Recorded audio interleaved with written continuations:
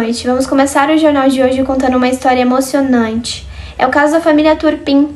São 12 irmãos, entre 2 e 29 anos, que foram mantidos em cativeiro durante anos de sua vida pelos seus próprios pais. Não tinham acesso a coisas básicas de sobrevivência, não podiam ver ninguém e nem falar com ninguém. Nosso repórter Alexandre Veiga foi até a cidade de Paris, na Califórnia, acompanhar essa história e contar pra gente como está sendo a liberdade deles neste exato momento. É isso mesmo, Maria. Nós estamos aqui presenciando essa situação maravilhosa, onde os irmãos Turpin estão finalmente sendo libertos. A família vivia em condições precárias, na qual passavam pelo cárcere privado e finalmente estão sendo libertos. Durante muitos anos, os irmãos Turpin foram presos pelos seus pais, David e Louise. Eles ficavam presos em uma casa na Califórnia, onde eles não possuíam acesso a comida saudável, não possuíam interação social, privados do conhecimento. Eles não podiam ir à escola, não podiam interagir com pessoas, não possuíam amigos. Eles ficaram presos em situações que, se desobedecessem à família, ficavam acorrentados na cama, não tomavam banho, não tinham acesso a produtos de higiene. Após 4 anos que finalmente eles conquistaram a liberdade, trouxemos uma das irmãs que ficou presa em cativeiro para dar uma entrevista para o nosso jornal. Boa noite a todos. Hoje eu estou aqui com uma das integrantes da família Turpin, a Júlia.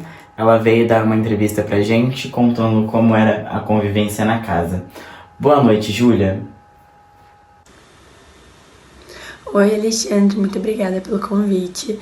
É muito bom, muito importante estar falando sobre esse caso, né? Sobre a situação que eu e meus irmãos passamos por tanto tempo, dar a visibilidade merecida, né? E que a justiça seja feita. Bom, Júlia, gostaria de fazer algumas perguntas. Se você se sentir confortável em respondê-las, por favor. Eu gostaria de começar perguntando a você como era a convivência com David e Louise dentro da casa, como era a relação que vocês tinham, né, com os seus irmãos, como era isso tudo? Bom, o David e a Louise, eles sempre falaram muito sobre proteção. Então eles diziam que se a gente saísse de casa, a gente podia se machucar, que determinados alimentos poderiam fazer muito mal para nossa saúde e que se a gente tivesse uma vida diferente daquela, alguma coisa de ruim podia acontecer. Então eles eram muito rigorosos, né? Mas a gente achava aquela situação comum, né? Porque até então a gente não conhecia nada diferente disso. E Júlia, dentro da casa, como que vocês ficavam, vocês irmãos? Vocês ficavam separados? Vocês ficavam juntos no mesmo cômodo? Como funcionava esse cárcere privado, né? Que vocês foram mantidos por tanto tempo? Bom, nós ficávamos em grupo de 4 irmãos dentro do quarto. E caso alguém desobedecesse, o David ou a Louise, éramos levados para um quarto escuro, sem entrada de luz solar, e éramos acorrentados na cama. Então não conseguíamos comer e nem ir no banheiro, né? E ficávamos ali, presos na cama, até eles decidirem nos soltar e colocar com o resto dos irmãos de novo.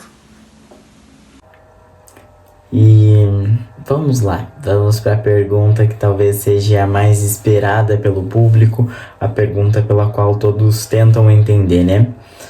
O que levou você, tão jovem, né, com 17 anos,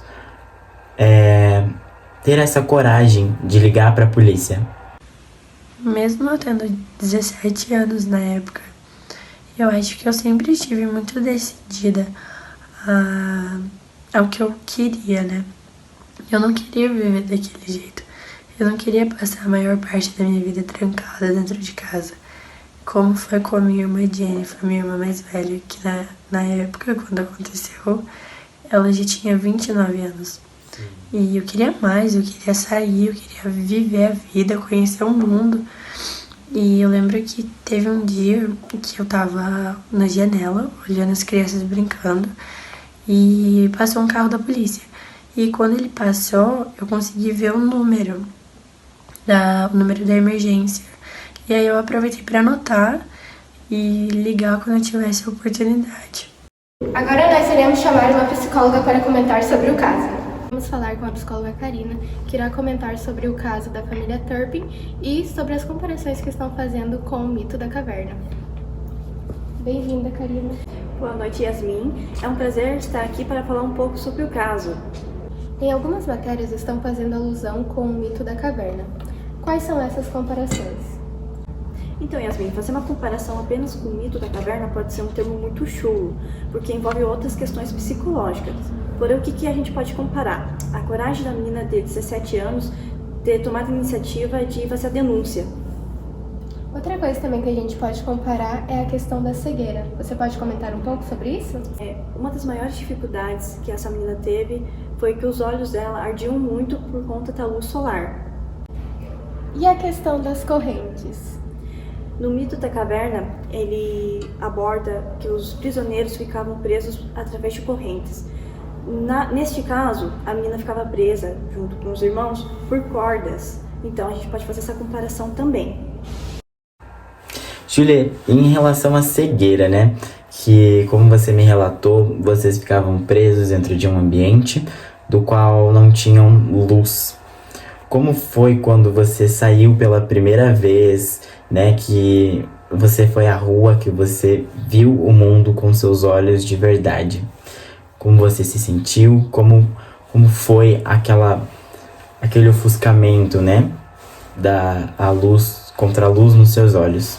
Como foi isso pra você?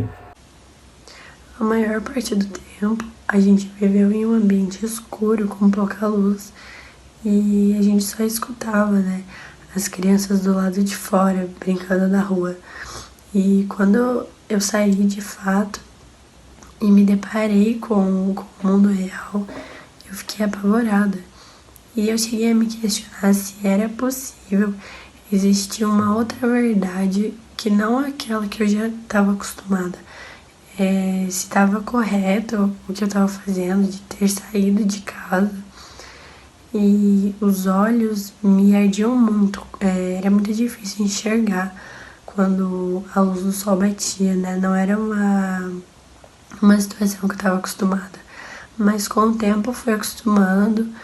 E quando eu finalmente me dei conta de que eu estava livre, eu procurei deixar tudo para trás, esquecer coisas que eu tomava como verdade e seguir meu objetivo, aproveitar minha liberdade tão desejada. Alexandre, muito obrigada pelo convite, muito obrigada por escutar e ajudar a divulgar minha história e que a justiça seja feita. Obrigada e boa noite. Bom, fiquem agora com a Maria Eduarda, diretamente dos estúdios Unibrasil. Maria. Agora o jornal fica por aqui. A todos uma boa noite.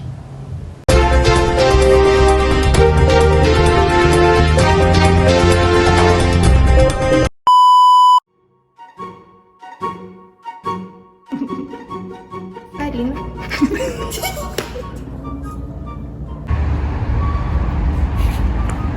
E fazer... Tá esquecendo. Gravando.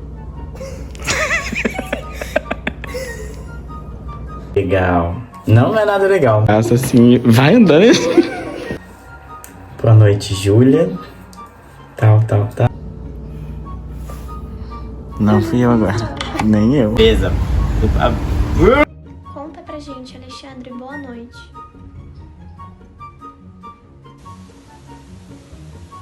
Esqueci. E, Júlia, uma coisa que eu vi que você falou moto do... Tá focando, meninas.